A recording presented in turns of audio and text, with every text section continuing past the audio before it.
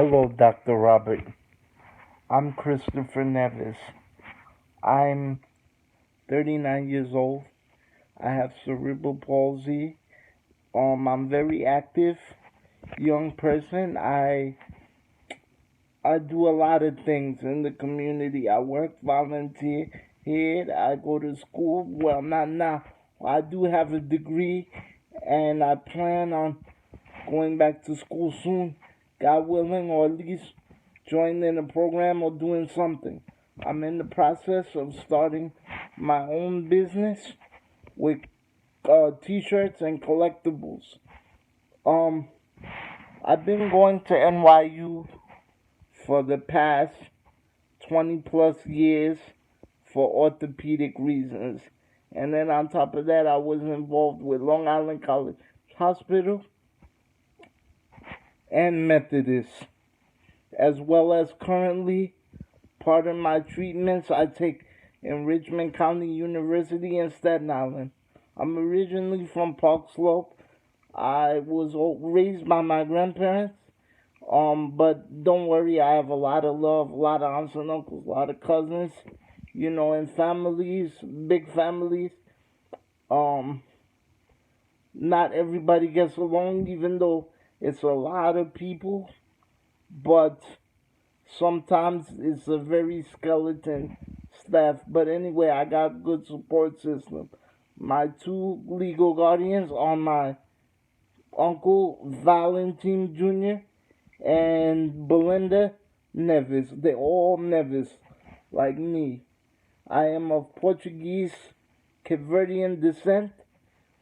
Um, I would like to talk to you because I'm very worried and I don't like the way certain things are handled when I'm called for my dentist appointments. First, I like to say because of my CP, my jaw is not strong to hold the thing to take the x-rays. That's one. Number two, I can't do the pan where the thing goes around your head and takes the x-rays. And I noticed that when I go there, since it's like starting new again, which I don't like, the students act like because I didn't do the x-rays that it's a failure or it's useless or I'm useless because of the simple fact that the x-rays didn't get done. Now, I still believe that they can find a way to get it done. But if they can't and it's completely impossible, even if they gotta put me to sleep, because I really can't handle holding things in my mouth for so long, especially if they're really thick. There's always an alternative to everything, but just because of a damn X-ray shouldn't determine. They make it feel like my teeth are not gonna last long, that I'm gonna lose them. I never had a cavity all my life, and due to my condition, it actually strengthened certain things. To be honest, I have a friend that's a dentist, and she taught me a few things. I brush twice a day. I gargle. I use mouthwash. I have trouble using dental floss, but I have other ways of cleaning between my teeth. I actually found an African toothbrush that does me very well and cleans me up good. From time to time, they find a lot of tartar on the bottom, but for the most part, I stay clean. I don't eat too many sweets, but if I do, I wash up very good and stuff like that. This shouldn't determine whether my teeth will last long or not. Like they make it seem like just because I can't take the one picture that everything is hopeless.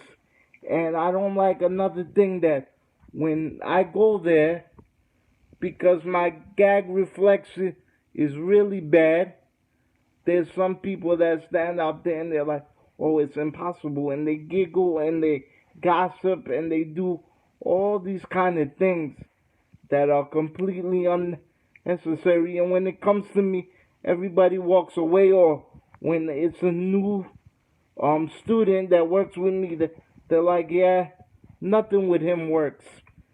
I know that worst come to worst, I can put a film paper at the edge of my tongue without putting any kind of metals in there. Or another thing, they need to find a way to figure out the pan situation. Or does it really have to go down with an X-ray? Can they just see how my teeth is? And I prefer, if I did have a problem, somebody put me to sleep. It's very up in the air because at a certain point, everybody tells me I do a good job when they clean me and everything. But then when it first starts, they make it seem like I'm a lost cause. So I don't know what is true, who is lying to me or not. But it doesn't even matter to me about the X-ray. But can I find a way for my specific situation to be treated, or is it hopeless, or should I just say goodbye to my teeth now rather than later? These are the type of questions. I enjoyed Dr. Gertner, and there was another doctor there with an F name, but he was nice, but he kind of didn't seem what to do, and he basically said he gonna try his best, but that best isn't good enough because he still made me feel like there was something wrong with me. So, listen, if there's not a plan B, there's a plan C, D, and E. But just because I can't take a picture or anything like that, doctors deal with animals. Doctors deal with crazy people. Doctors deal with violent people that have dementia.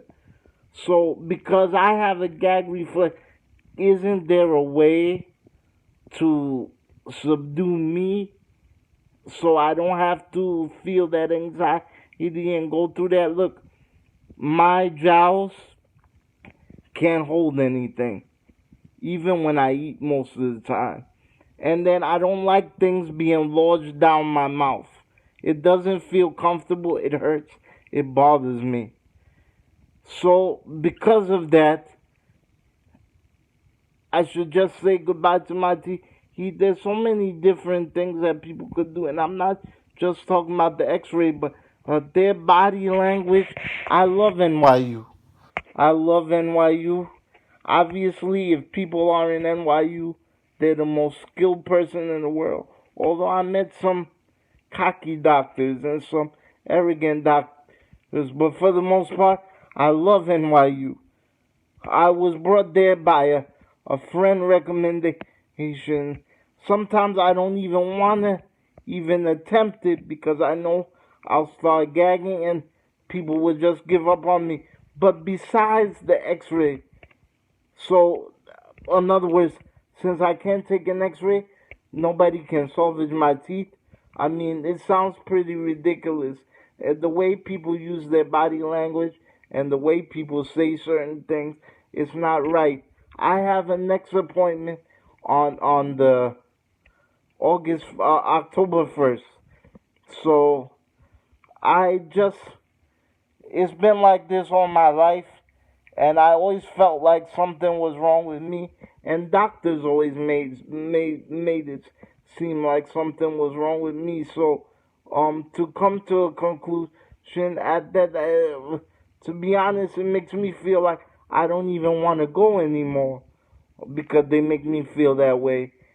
And as you can see, I'm well educated. Many people brought up maybe a sleeping gas mask with a flavory smell, or just putting the paper at the edge of my tongue, or just using the light thing that's like a spoon instead of the thick sponge. And I don't prefer things being lodged on the side of my mouth like this. No. To the front, a small bite, like kind of what you call it, like a thermometer. A thermometer, like, and not to hold it for so long, like 1, 2, 3, let go. 1, 2, 3, let go. 1, 2, 3, let go. Not lodged all the way in the mouth or something like you bite the edge and that's it. But I never really ate anything bad. And my friend Caroline Isabel dealt with me when I didn't even have a dentist. I've been going to the dentist straight every 6 months or try every 6 months because it's hard because most places are not wheelchair accessible. I'm a quadriplegic. Um, I've been going straight to the dentist for years now since um I would say since 2009. And I would go when I was little too and younger too, but then I had to stop because a lot of places wasn't wheelchair accessible or I would change my insurance. But when I was little, they said that my teeth was good too. The doctor even said that there's no cavities there. So, I just want to know, because of all this, and because I can't take an X-ray, they make it seem like first they tell me it's not that bad, then they make it seem like it's the end of the world. So I really want answers, and I'm really feeling bad, and I really wish, they could find a solution. Like I said, even put me to sleep or something, or numb my mouth, because or even if we could treat me without taking an x-ray to see what's really wrong with me, because nobody gave me a straight answer. And as I said, they made me feel, because I can't do this x-ray, if I actually do have pain, God forbid, in my mouth, that I'm gonna lose my teeth or something seriously gonna be wrong, and it's gonna be my fault because I can't hold anything in my mouth. So please help me.